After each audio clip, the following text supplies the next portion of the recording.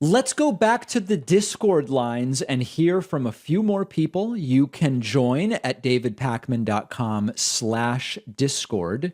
Let's go first to, I don't know. How about Sean from Miami? Sean, what's going on?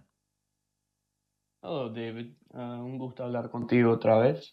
Un placer. Um, I just want to ask about your thoughts on the protests going on in Iran that have lasted over a month at this point, and what you think their effects will be.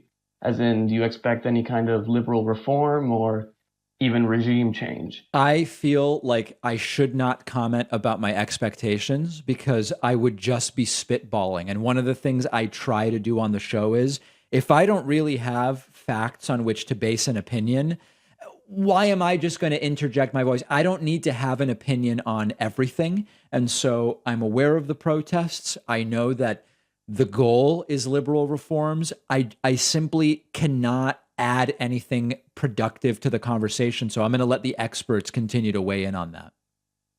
I totally understand. We're generally not that good at predicting, so. We're generally, even, that's another good point. Even if I did know more about it, we're terrible at making predictions. But I'm glad to make predictions about things I know a little bit more about. Like, for example, I've been following the polling for the midterms very closely for a year and a half. So I'm glad to make predictions there. But anyway, you get the point. Yeah, yeah. Well, thanks for your time, David. My pleasure. Great to hear from our friends in Miami, as always.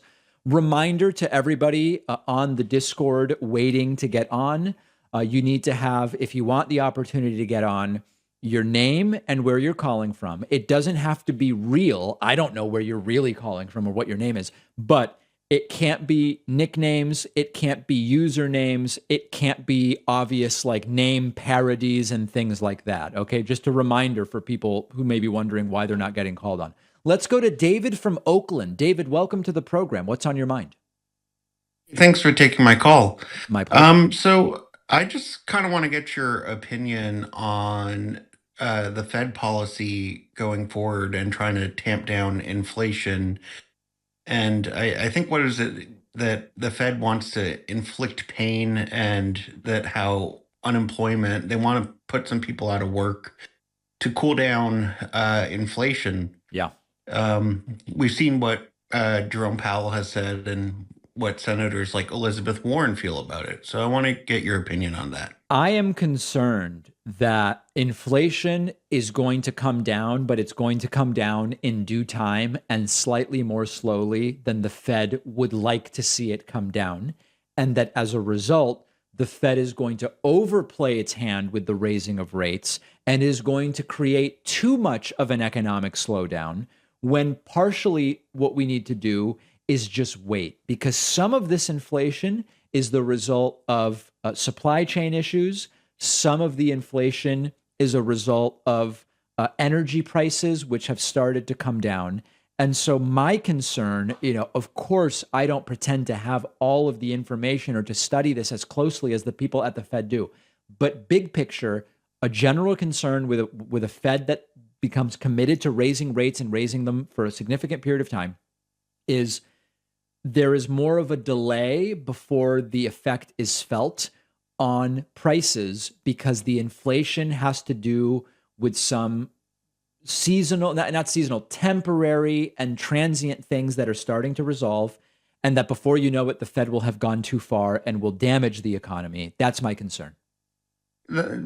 That's kind of my concern too. And it's also just such a backwards concept. It seems that they want people out of work to cool things down. And you get the Um, economics of it, right? It sounds like you do. right. Yeah. The idea being fewer people employed, fewer people who can afford stuff, Right. reduces It's cool demand, spending. and then prices come down. Yeah, exactly.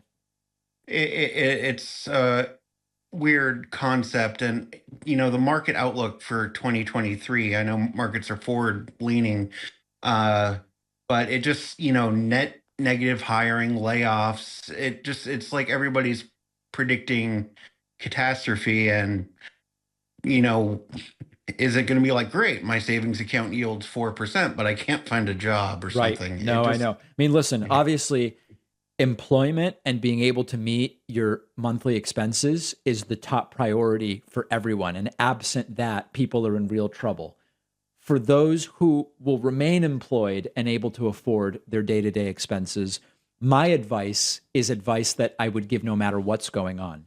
Figure out your asset allocation, how much you're saving in cash, how much you're putting into stocks and bonds, ideally through super low cost index funds. And if things continue declining over the next year, you will have picked up more and more shares at lower and lower prices, which will eventually yield more return when things recover. And if things do well in the next year, then the shares that you already own will be worth more at the end of that year. Either way, as long as your outlook is more than a few years out, you're going to better position yourself for 5 to 7 years from now. And that's the funny thing is that's always my advice, no matter what's going on.